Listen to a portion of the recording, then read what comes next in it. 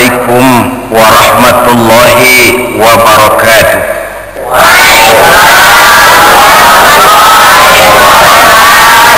Bismillahi walhamdulillah, wassalatu wassalamu ala sayyidina rasulillah, sayyidina wa maulana Muhammad ibn Abdullah wa ala alihi wa sahbihi wa man tabi'ahu wa walah. La haula wa la quwwata illa billah, amma ba'du.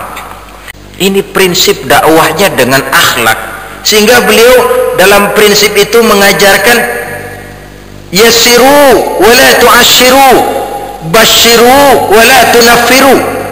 Mudahkan urusan orang, jangan dipersulit. Gembirakan orang, jangan ditakut-takuti. Ini prinsip dakwahnya. Kan kadang-kadang enggak ada anak muda enggak pernah ke musola atau ke masjid, giliran maulid datang ke masjid, ada yang usil dah lo tumben. Lah ini anak muda kan berpikiran, gue enggak datang disuruh datang, gue datang ditumbenin, gue pulang lagi dah. Dia bisa saja jadi frustasi, mempunyai sikap serba salah lantaran sikap dan penerimaan orang yang tidak wajar. Gembirakan orang, jangan ditakut-takuti. Mudahkan orang, jangan dipersulit. Ini prinsip dakwah beliau, dengan akhlak, bukan dengan kekerasan, dan tidak pula dengan bujukan materi. Kita baca dalam sejarah lain, ini Abu Jahal saking sudah habis-habisnya jalan dan cara, akhirnya nyewa orang. Kau sanggup hancurkan Muhammad? Beres. Berapa bayaran yang kau minta? Itu soal nanti, lihat saja hasilnya. Siap kau laksanakan? Siap. Mulai kapan? Tergantung bos saja kapan. Besoklah, oke. Besok dia tunggu dari mana Muhammad, kalau lewat ke masjid lewat mana ini? Nabi lewat, dia di sebelah atas rumah bertingkat. Nabi lewat, di bawah dia ludahi. Jatuh ludah itu di pundak Nabi, beliau tengok, ya Allah, diludahi orang, senyum. Diludahi, senyum. Terus ke masjid.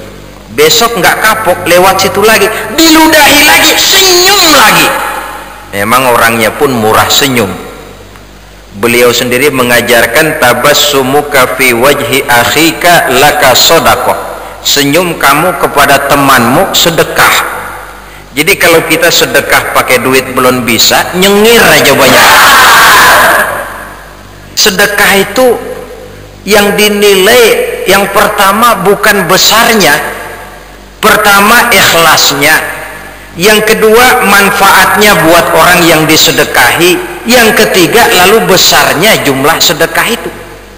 Pertama ikhlasnya, ini dia memberikan ada motif apa tidak. Yang kedua ada manfaatnya atau tidak buat orang yang disedekahi.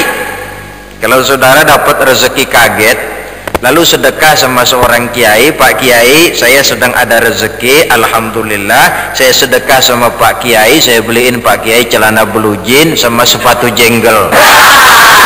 Ini kan sedekah juga, ada pahalanya, tetapi lantaran manfaatnya kurang, buat Kiai itu kan lebih manfaat kain Samarinda dan sebagainya. Nah, hari ketiga lewat lagi, diludahi lagi, senyum lagi. Sampai satu hari beliau lewat di situ, tidak ada yang ngeludahi. Beliau nengok-nengok, ini kok tumben, nggak ada yang ngeludahin. Biasanya kalau lewat sini sudah ada yang ngeludahin, ini kok enggak, kemana ya?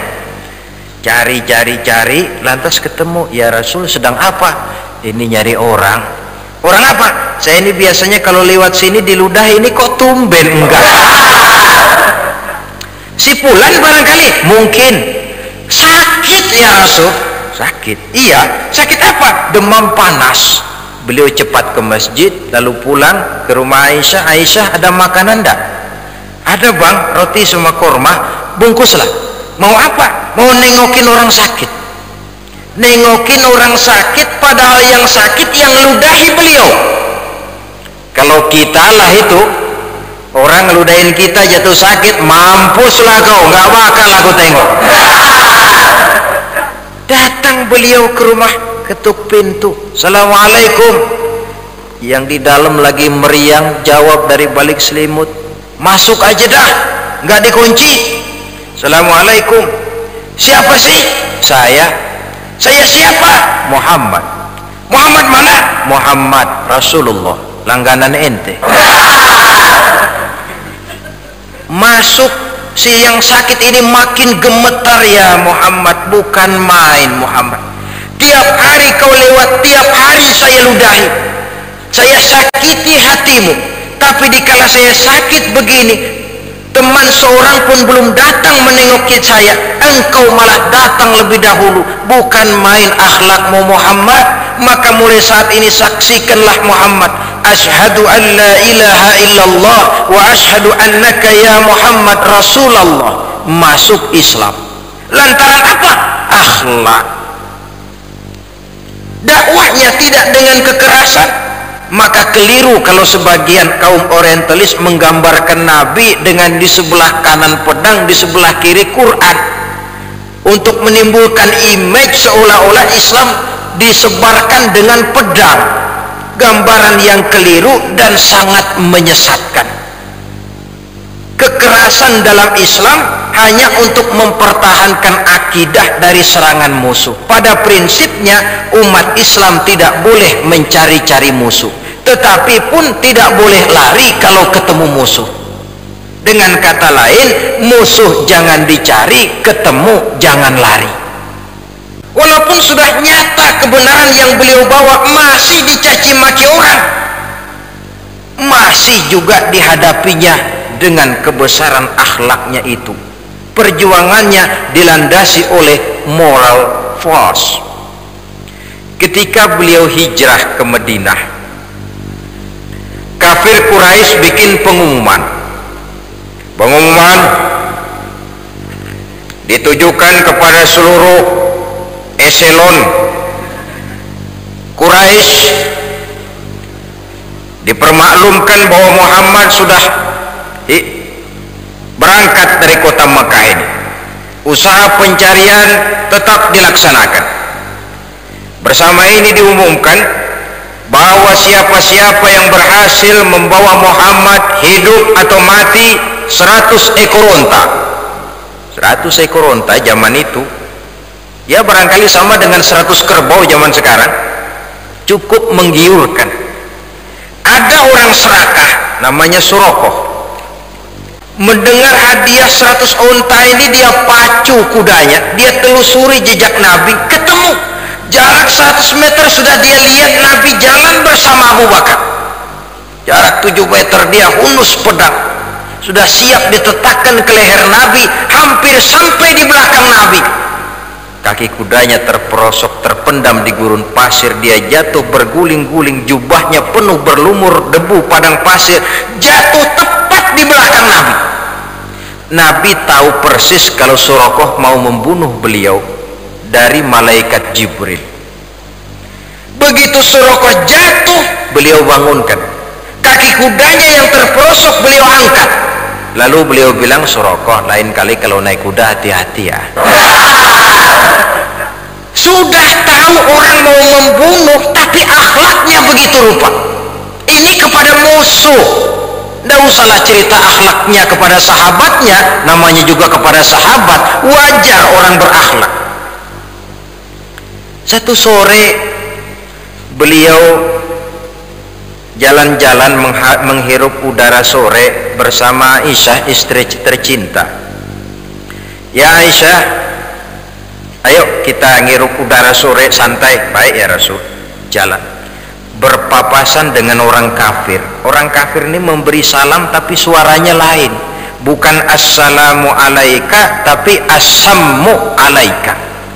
Sammun artinya racun.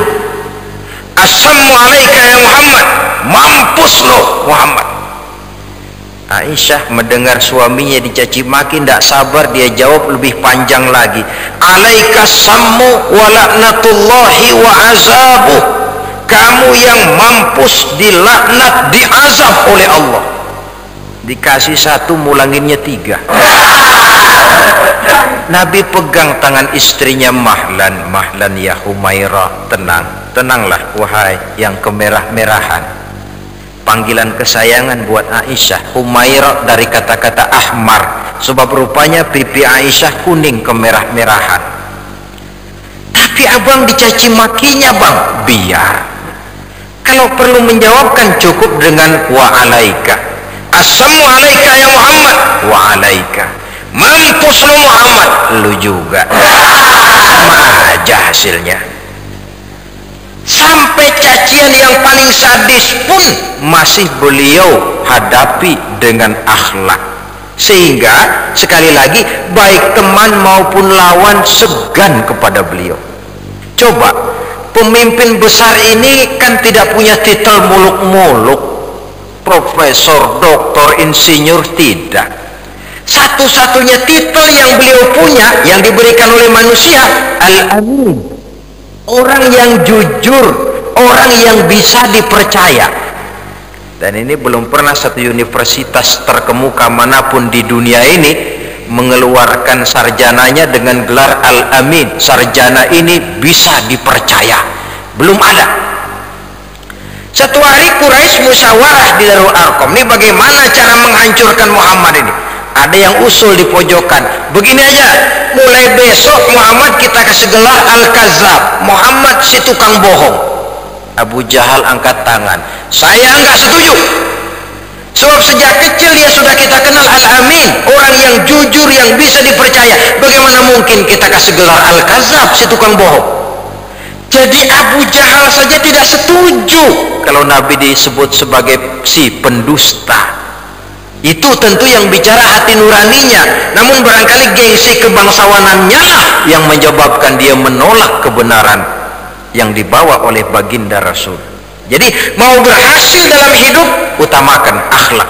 Ini kunci keberhasilan beliau.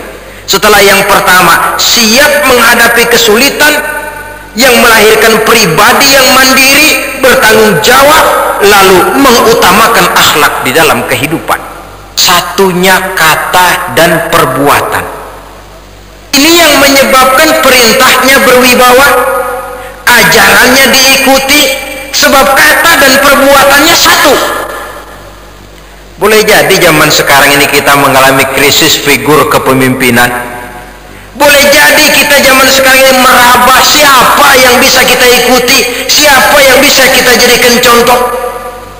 Kata dan perbuatannya sama, tidak bermental hipokrit alias ganda. Apapun yang aku perintahkan kepadamu, akulah orang pertama yang akan menjadi pelaksananya. Misalnya, kalau beliau berkata, saudara-saudara, rajin-rajinlah bersedekah. Memang di rumahnya tidak pernah ada uang nginap, walaupun besok tidak ada yang akan dimasak. Beliau berkata, saudara-saudara, agama kita dihina orang, maju ke medan perang, beliau paling depan. Beliau menganjurkan saudara-saudara rajin-rajinlah sholat. Beliau sendiri kalau tahajud sampai bengkak kakinya karena rajin sujud. Beliau menganjurkan saudara-saudara, marilah kita hidup sederhana, kencangkan ikat pinggang. Orang melihat beliau sendiri rumahnya kecil, tidurnya di atas pelepah daun korma. Perintahnya berwibawa, ajarannya diikuti lantaran kata dan perbuatan sama. Saudara, inilah saja pembicaraan kita pada pertemuan kali ini. Mudah-mudahan hal-hal yang saya sampaikan menjadi satu sumbangan moral yang dapat kita jadikan contoh teladan di dalam kehidupan. Terima kasih atas segala perhatian, mohon maaf atas segala kekurangan. Usikum wa nafsi bitaqwallah. Aqulu qawli hadza fa astaghfirullahal azim li wa lakum. Wassalamu alaikum warahmatullahi wabarakatuh.